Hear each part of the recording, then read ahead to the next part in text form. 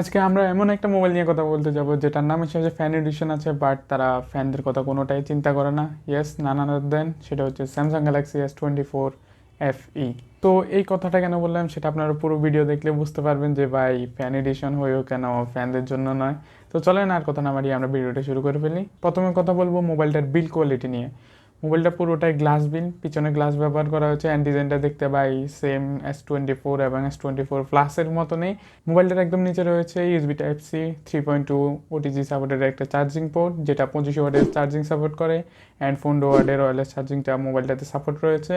And মোবাইলটাতে ব্যবহার করা হচ্ছে স্টিরিও স্পিকার, মোবাইলটাতে ব্যবহার করা হচ্ছে IP6-এর dust and water registration and মোবাইলটাতে ব্যবহার করা হচ্ছে 4700 mAh ব্যাটারি। বাট মোবাইলটার ওজন হচ্ছে গিয়ে 213 গ্রাম, ভাই অনেক বাল্কি। ও এত ওজনই মোবাইল হয়েও ভাই এত কম ব্যাটারি দেওয়ার কারণটা ভাই বুঝলাম না।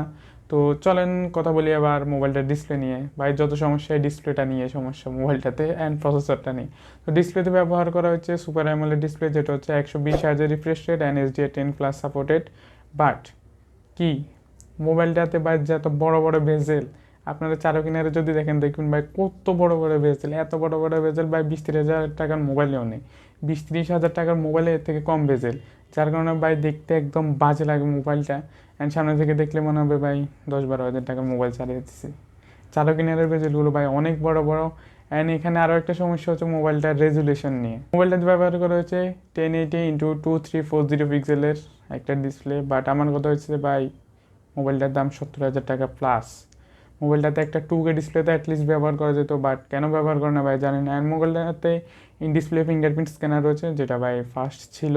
সো মোবাইলটাতে আপনারা out of the box Android 14 পেয়ে যাবেন এবং One UI 6.1 পেয়ে যাবেন। মোবাইলটাতে ব্যবহার করা হয়েছে Wi-Fi 6 অ্যান্ড ব্লুটুথ ব্যবহার করা হয়েছে 5.3। মোবাইলটা এক ভেরিয়েন্টে পেয়ে যাবেন, সেটা হচ্ছে 8 256 GB। এটার বর্তমান বাংলাদেশে বাজার মূল্য হচ্ছে 75,000 টাকা। তাই বললাম ভাই দাম বেশি, বাট ডিসপ্লেটা ভাই আর একটু ভালো দিতে পারতো, সমস্যা ছিল না।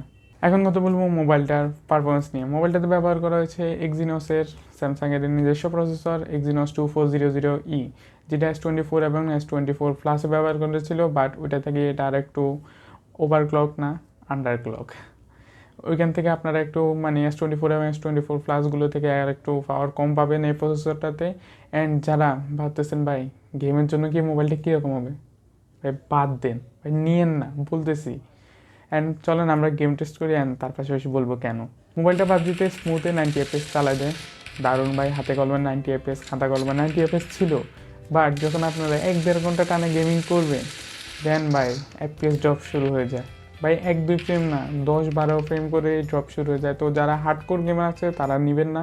আর যারা মানে দিনে ধরেন না কত এই 10-15 মিনিট বা 1 ঘন্টার মতন খেলে তারা নিতে পারেন, সমস্যা নাই। অ্যান্ড এই মোবাইলটা আর কি যে বড় প্রায়োরিটি সেটা হচ্ছে মোবাইলটার ক্যামেরা নিয়ে। মোবাইলটাতে আর ভাই ক্যামেরা জোস ভাই। তো মোবাইলটা চলেন ক্যামেরা নিয়ে কথা বলে ফেলি। মোবাইলটাতে ব্যবহার করা হচ্ছে 50 মেগাপিক্সেলের একটা ওয়াইড অ্যাঙ্গেল লেন্স, 8 মেগাপিক্সেলের একটা টেলিফোটো লেন্স, যেটাতে আপনারা 3x অপটিক্যাল জুম পাবেন।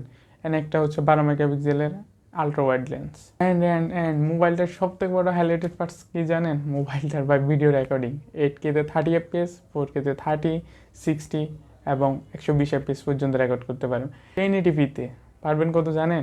30, 60, 120 এবং 240 FPS পর্যন্ত। স্লো মোশন ভাই দারুণ।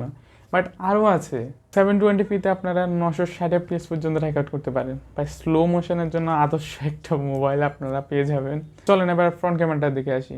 ফ্রন্ট ক্যামেরা ব্যবহার করা হয়েছে 10 মেগাপিক্সেলের একটা ওয়াইড অ্যাঙ্গেল লেন্স, যেটাতে ভাই আপনারা 1080p 30-60 FPS পর্যন্ত ভিডিও রেকর্ড করতে পারবেন। তো এই ছিল স্যামসাং S24 FE-র একটা শর্ট রিভিউ। বাট আমার মতে যারা মোবাইলটা ক্যামেরার জন্য নিতে চাইতেছেন ভাই নিতে পারেন। মোবাইলটা ভাই দারুণ সাপোর্ট দিবে আপনাকে ক্যামেরার ক্ষেত্রে। বাট যারাদের মেন প্রায়োরিটি হচ্ছে গিয়ে ভাই গেম খেলা, তারা ভাই নিয়েন না, সমস্যায় পড়বেন লং টাইমে গিয়ে। দেন তারপরে যারা কন্টেন্ট ওয়াচিং তারা চাইলে নিতে পারেন, ওইটা আপনার উপরে, কারণ ডিসপ্লেটা একটু মানে আরও ভালো হতে পারতো। বাট এরকম কেন বললো স্যামসাং জানি না। ফ্যান এডিশন দিয়েছে ঠিকই, বাট ফ্যানদের কথা মাথায় রাখলো না। তো এই ছিল আজকে স্যামসাং গ্যালাক্সি S24 FE-র একটা রিভিউটা কীরকম লেগেছে কমেন্ট করতে পারেন। নেক্সট কোন মোবাইল নিয়ে কথা বলবো সেটাও কমেন্ট করতে পারেন। নতুন ভিডিও নিয়ে খুব তাড়াতাড়ি হাজির হবো, ততদিন পর্যন্ত সব ভালো থাকবেন, বাই বাই।